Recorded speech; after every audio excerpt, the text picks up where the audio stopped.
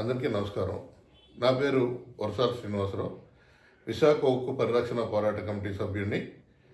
Visakhapatnam steel ప్లాంట్ని ప్రభుత్వ రంగ సంస్థగా కొనసాగించాలని, శైలిలో విలీనం చేయాలని గత 1400 రోజులుగా విశాఖపట్నం ప్రధాన కూడలి అయినటువంటి కోరవనపాలెం జంక్షన్లో రిలే నిరాహార దీక్షలు, నిరసన కార్యక్రమాలు పెద్ద ఎత్తున చేయడం నగర ప్రజలకి, రాష్ట్ర ప్రజానికానికి తెలుసు.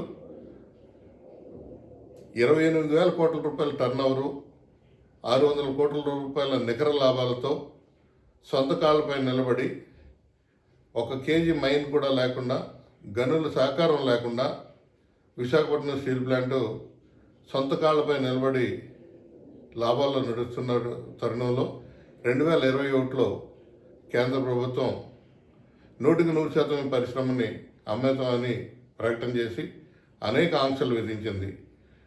దాన్ని తిప్పికొడుతూ పెద్ద ఎత్తున ఢిల్లీతో పాటు అనేక ప్రాంతాల్లో, ఉమ్మడి తెలుగు రాష్ట్రాల్లో, అలాగే రాష్ట్ర వ్యాప్తంగా అనేక నిరసన కార్యక్రమాలు, బీజేపీ మినహా అన్ని రాజకీయ పార్టీలు కూడా ఒత్తిడి తీసుకురావడంతో సెకండ్ ఫేజ్లో అమ్మనివ్వట్లేదు కాబట్టి విశాఖపట్నం స్టీల్ ప్లాంట్ని మూసేస్తామని చెప్పి భారత పార్లమెంటు సాక్షిగా కేంద్ర ప్రభుత్వం బరి తెగించి ప్రకటన చేసింది. ఆ రోజు ఉన్నటువంటి రాష్ట్ర ప్రభుత్వం మా బలగం బీజేపీకి అవసరం లేదు, ఎదిరించేవాడు లేకపోతే బెదిరించేవాడిదే రాజ్యంగా బీజేపీ పాలన సాగిస్తుంది కాబట్టి మేమేమి చేయలేని పరిస్థితిలో ఉన్నామని చెప్పి వారి చేతులు ఎత్తేశారు. అదే సందర్భంలో చంద్రబాబు నాయుడు గారు, పవన్ కళ్యాణ్ గారు ఇద్దరూ కూడా విశాఖపట్నం స్టీల్ ప్లాంట్ని ప్రభుత్వ రంగ సంస్థగా కొనసాగించడానికి మాకు ఎలాంటి అభ్యంతరం లేదు, ఆ దిశగా రాష్ట్ర ప్రభుత్వం పెద్దన్న పాత్ర పోషించి ప్రధానమంత్రి వద్దకు డెలిగేషన్ తీసుకెళ్ళినట్టయితే మేము కూడా దాంట్లో పార్టిసిపేట్ వస్తామని చెప్పి రాష్ట్ర గౌరవం ఇప్పుడు ఉన్నటువంటి ముఖ్యమంత్రి గారు ఆనాడు ప్రతిపక్ష నేతగా టెంట్కు వచ్చి నిరాహార దీక్ష శిబిరంలో ఆయన అడ్రస్ చేయడం జరిగింది. సార్వత్రిక ఎన్నికలు వచ్చినాయి. సార్వత్రిక ఎన్నికల ముందు చంద్రబాబు నాయుడు గారు పోరాటాలు, బలిదానాలు, త్యాగాల ద్వారా వచ్చిన పరిశ్రమని వైసీపీ ప్రభుత్వం నిర్లిప్తంగా ఉండిపోవడం వల్ల వారు కేసుల కోసం వాటి కోసమే పనిచేశారు తప్ప ఎలాంటి ప్రభుత్వ రంగ సంస్థని దగా చేశారు. దీన్ని కాపాడుకుందాం, నేను కాపాడుతానని చెప్పి ఆయన హామీ ఇచ్చారు. హామీ ఇచ్చి 6 నెలలు అవుతుంది. ఈ 6 నెలలుగా గతంలో కనీసం జీతాలన్నీ వచ్చే కార్మికులకి, కొంతలో కొంత ఉత్పత్తి అన్న జరిగేది, అది కూడా లేకుండా పూర్తి స్థాయిలో సంకీర్ణ ప్రభుత్వం ఏర్పడిన తర్వాత, కూటమి ప్రభుత్వం ఏర్పడిన తర్వాత పూర్తిగా ఉత్పత్తిని నిలిపేశారు. అనేక రకాలుగా గగ్గోలు చేసి ఈ పరిశ్రమను ఏదో రకంగా నడిపించాలి, ఇది ప్రజల ఆస్తి అని చెప్పి గట్టిగా గొడవ చేసేసరికి ఒక్కొక్క బ్లాస్ట్ ఫర్నేస్ని ఉత్పత్తిని ప్రారంభించి ఇప్పుడు 14,000 మెట్రిక్ టన్నుల లిక్విడ్ స్టీల్ని 2 బ్లాస్ట్ ఫర్నేస్ ద్వారా తీయడం జరుగుతుంది. గత నెల 1,300 కోట్ల రూపాయలు సేల్ జరిగింది. ఈ నెల సుమారు 1,400 కోట్ల రూపాయల సేల్ అడ్వాన్స్ కలెక్షన్ జరిగింది. ఒక పక్క ఉత్పత్తి జరుగుతుంది, రెండు పక్క సేల్స్ బాగానే అవుతుంది. కానీ 6 నెలలుగా ఈ ప్రభుత్వం ఏర్పడిన తర్వాత కాంట్రాక్ట్ కార్మికులు జీతాలు ఇవ్వడం మానేశారు. అలాగే వివిధ అనుబంధ సంస్థలను సిఎస్ఎఫ్ కానీ, హోంగార్డ్స్ కానీ ఎవరికి జీతాలు లేని పరిస్థితి. డైరెక్ట్గా ఇన్వాల్వ్ అయి పనిచేస్తున్నటువంటి ఉక్కు ఉద్యోగులకి, అధికారులకు కూడా 3 నెలల నుంచి 35%, 30% శాలరీలు ఇస్తూ 3 నెలల నుంచి నరకం చూపించే పరిస్థితి. ఈ పరిస్థితుల్లో విశాఖపట్నం స్టీల్ ప్లాంట్లో ఉద్దేశపూర్వకంగా కేంద్ర ప్రభుత్వం ఆంక్షలు ఇంకా కొనసాగిస్తూ లాభాల్లో ఉన్న కంపెనీని ఉద్దేశపూర్వకంగా ఉత్పత్తి నిలిపేసి, అనేక విభాగాలు ఆపేసి, అనేక చోట్ల బ్రాంచెస్ మూసివేసి,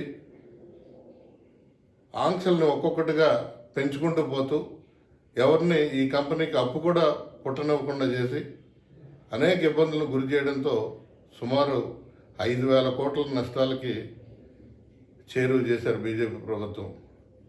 అది చాలదన్నట్టు ఉద్యోగుల పట్ల అనుచితంగా వ్యవహరిస్తూ గత 6 నెలలుగా జీతాలు ఇవ్వకుండా చేయడం అన్నది దుర్మార్గమైన చర్య. ఈ చర్యలను ఖండిస్తూ అనేకసార్లు రాష్ట్ర ప్రభుత్వానికి, రాష్ట్రంలో ఉన్నటువంటి ఎంపీలకి, అలాగే స్థానిక ఎమ్మెల్యే పల్లా శ్రీనివాస్ గారికి ఎవరికి తెలియజేసినా ఇప్పటి వరకు కూడా సానుకూలమైన పరిస్థితులు మాత్రం రావట్లే. కేంద్ర ప్రభుత్వం ఏదో చేస్తుంది, చూస్తుందని చెప్తున్నారు. ఒక పక్క రాష్ట్ర అసెంబ్లీలో నిస్సిగ్గుగా విశాఖపట్నం స్టీల్ ప్లాంట్ ప్రభుత్వ రంగ సంస్థగానే ఉంటుంది, ఇది ప్రైవేటీకరణ అవ్వట్లేదు, చెప్పారు కదా అని చెప్పి, కేంద్రం చెప్పింది మాకు అని చెప్పి ప్రకటనలు చేస్తున్నారు. నీతి ఆయోగ్లో తీసుకున్న నిర్ణయాన్ని కేంద్ర ప్రభుత్వం ప్రధానమంత్రి ప్రకటన చేశారు పార్లమెంట్లో. మరలా ప్రధానమంత్రి ద్వారానే దీన్ని ప్రకటన చేయవలసిన అవసరం ఉంది. ఈ స్టీల్ ప్లాంట్ ప్రైవేటీకరణ చేయట్లేదని చెప్పి ప్రకటన చేయవలసిన అవసరం ఉంది. గత పార్లమెంట్ సమావేశాల్లో ఎన్నికల్లో మాకు వ్యతిరేకించారు ప్రజలు, సీట్లు తగ్గినాయి. దానికి కారణం కొన్ని నిర్ణయాలే. కాబట్టి 200 పరిశ్రమల్ని, భారత ప్రభుత్వ రంగ సంస్థ పరిశ్రమల్ని మేము వెనక్కి తీసుకుంటున్నాం, ప్రభుత్వ రంగ సంస్థలుగా కొనసాగిస్తామని చెప్పి పార్లమెంటు సాక్షిగా ప్రధానమంత్రి ప్రకటన చేశారు. దాంట్లో విశాఖపట్నం స్టీల్ ప్లాంట్ లేదు. మరి ఎందుకు మీరు విశాఖపట్నం స్టీల్ ప్లాంట్ని ప్రభుత్వ రంగ సంస్థగా కొనసాగుతుంది, శైలిలో విలీనం చేస్తున్నాం దీన్ని అని చెప్పి ప్రధానితో ప్రకటన చేయకుండా మీరే వాదోపవాదాలకు దిగుతూ, పైగా కార్మిక వర్గం ఏవో కార్మిక సంఘాలు కొన్ని కావాలని చెప్పి రాజకీయ పార్టీలకు వంతపాడుతున్నాయి, వాళ్ళ ఇష్టానుసారం మాట్లాడుతున్నారని చెప్పి అవాకులు చవాకులు మాట్లాడడం అన్నది శాసనసభ్యులకు కానీ ఎంపీలకు కానీ ఇది అనుచితం కాదు.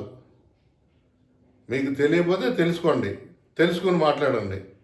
ప్రభుత్వ రంగ సంస్థగా కొనసాగుతుందని చెప్పి ఒక పక్కన ఆంక్షలు కొనసాగిస్తూ ముందుకెళ్ళనివ్వకుండా చేసి, ఉద్యోగులను భయభ్రాంతులు చేసి ఎంత వివక్షతకు గురి చేస్తున్నారంటే, భారతదేశంలో ఉన్నటువంటి అన్ని ప్రభుత్వ రంగ స్టీల్ పరిశ్రమల్లోనే వేతన ఒప్పందాలు జరిగి 8 ఏళ్ళు అయింది. తెలుగు వారు ఏం అన్యాయం చేశారు? వీళ్ళ పట్ల ఎందుకంత వివక్షత కేంద్ర ప్రభుత్వానికి? సుమారు ప్రతి నెల కూడా 25,000 రూపాయలు ఒక్కొక్క కార్మికుడు కోల్పోయే పరిస్థితి ఉంది.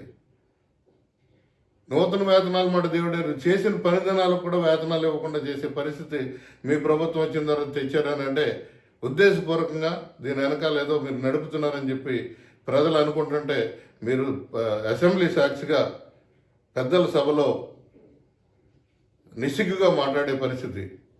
ఇది తప్పు అని చెప్పి ఎంటైర్ కార్మిక వర్గం కానీ, ప్రజానికం, ఉత్తరాంధ్ర ప్రజలు కానీ అందరూ కూడా తెలియజేస్తున్నారు.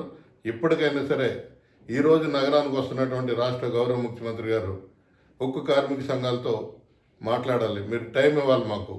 అలాగే విశాఖపట్నం స్టీల్ ప్లాంట్కి మీరు ఒక ప్రత్యేక అధికారిని నియమించి పదే విశాఖపట్నం స్టీల్ ప్లాంట్ ప్రతిసారి సెంటిమెంట్ వాడుతుంది అన్నారు. మీరు సెంటిమెంట్ వాడడానికి 19 సంవత్సరాలు రాష్ట్ర ముఖ్యమంత్రిగా ఉన్నటువంటి మీరు 1 కేజీ మైన్ కానీ, 1 ఎకరం మైన్ కానీ, గన్లు ఏమైనా విశాఖపట్నం స్టీల్ ప్లాంట్కి ఇప్పించారా? భారతదేశంలో ఉన్నటువంటి ప్రభుత్వ రంగ సంస్థలు అన్నింటికీ కూడా 100 ఏళ్ళు, ప్రభుత్వ రంగ సంస్థలు, ప్రైవేట్ సంస్థలకు కూడా 100 ఏళ్ళు, 150 ఏళ్ళు సరిపడా గన్లు ఉన్నాయి. విశాఖపట్నం స్టీల్ ప్లాంట్కు ఎందుకు తేలేకపోయారు? మీరే సీఎంగా ఉన్నారుగా, ఇతర సీఎంలను వదిలేయండి, మీరున్నారుగా, మీరేమన్నా తెచ్చారా? తేలేదు. కేంద్ర ప్రభుత్వం ఏమన్నా ఇతోధికంగా విశాఖపట్నం స్టీల్ ప్లాంట్కి సహకరించిందా? సహకరించలా. కేవలం 5,000 కోట్ల రూపాయలు విశాఖపట్నం స్టీల్ ప్లాంట్ కోసం ఆనాటి పెట్టుబడి పెడితే 30 ఏళ్ల క్రితం, ఈవేళ 65,000 కోట్ల రూపాయలు రాష్ట్ర కేంద్ర ప్రభుత్వాలకి పన్నుల రూపాయలు చెల్లించిన ఏకైక భారత ప్రభుత్వ రంగ సంస్థ విశాఖపట్నం స్టీల్ ప్లాంట్. 5,000 రూపాయలు పెట్టుబడి పెడితే, 5,000 కోట్లు పెట్టుబడి పెడితే 5 లక్షల కోట్లకు ఆస్తులను పెంచుకున్నటువంటి కంపెనీ విశాఖపట్నం స్టీల్ ప్లాంట్. 5,000 కోట్ల రూపాయలు మీరు పెట్టుబడి పెడితే ఆ రోజు 5 లక్షల మంది కడుపు నిండా అన్నం పెడుతున్నటువంటి అక్షయపాత్ర విశాఖపట్నం స్టీల్ ప్లాంట్. ఇలాంటి పరిశ్రమను మీరు మూసేస్తారో ప్రైవేట్ వాళ్ళకి అమ్మేస్తారు. 5,000 కోట్ల రూపాయలు మీరు పెట్టుబడి పెడితే వేలాది మంది, లక్షలాది మందికి ఉమ్మడి తెలుగు రాష్ట్రాలతో పాటు అనేక రాష్ట్రాల్లో కారు చౌకగా 1000 టన్నుల మెడికల్ ఆక్సిజన్ని, ప్రాణవాయువుని సప్లై చేస్తున్నటువంటి విశాఖపట్నం స్టీల్ ప్లాంట్. కోవిడ్ టైంలో లక్షలాది మందికి ప్రాణాలు నిలబెట్టింది విశాఖపట్నం స్టీల్ ప్లాంట్. కారు చౌకగా ఉపోత్పత్తులైనటువంటి రైతులకు కావాల్సినటువంటి పుష్కల యూరియా కానీ ఇవన్నిటిని కూడా కారు చౌకగా రైతులకు అందిస్తున్నటువంటిది విశాఖపట్నం స్టీల్ ప్లాంట్. అత్యంత ఉత్తమమైనటువంటి క్వాలిటీ స్టీల్ని భారతదేశంతో పాటు ప్రపంచ దేశాల్లో 1/3 సప్లై చేస్తున్నటువంటి విశాఖపట్నం స్టీల్ ప్లాంట్లో మీరు అమ్మేస్తారని చెప్పి అడుగుతున్నాం. ఈ పరిశ్రమను బతకనివ్వండి. ఈ పరిశ్రమని పూర్తి స్థాయిగా ప్రభుత్వ రంగ సంస్థగా దీన్ని నడిపించండి. సేల్లో మైన్స్ ఇప్పించలేకపోతే సేల్లో విలీనం చేయండి. విశాఖపట్నం స్టీల్ ప్లాంట్లో గత 4 సంవత్సరాలుగా బీజేపీ చేసినటువంటి విధ్వంసానికి కొంతమంది ప్రత్యేక అధికారులను నియమించుకొని వారికి కావాల్సిన వాళ్ళని నియమించుకొని వేల కోట్ల రూపాయలు, వందల కోట్ల రూపాయలు అవినీతికి పాల్పడ్డారు. మీకు ఉన్నటువంటి అవకాశాన్ని రాష్ట్ర గౌరవ ముఖ్యమంత్రిగా మీరు కేంద్ర సిబిఐతోని, కేంద్ర విజిలెన్స్ కమిషన్తోని ఎంక్వైరీ చేయించి కేవలం అవినీతి పరులని కంపెనీని విచ్ఛిన్నం చేసిన వాళ్ళని ఈ ప్లాంట్ నుంచి సెలవులో వెళ్ళిపోమని చెప్పారు. చైర్మన్ కమ్ మేనేజింగ్ డైరెక్టర్ని అనేక మందికి ఛార్జ్ షీట్లు ఇచ్చారు. వాటితో సరిపెట్టకుండా విశాఖపట్నం స్టీల్ ప్లాంట్లో మీరు ఎంక్వైరీ చేయించి వారి మీద చర్యలు తీసుకుని వాళ్ళందరి దగ్గర నుంచి అది రాబట్టాలని విశాఖపట్నం స్టీల్ ప్లాంట్కి మీకు విజ్ఞప్తి చేస్తున్నాం. Thank you very much.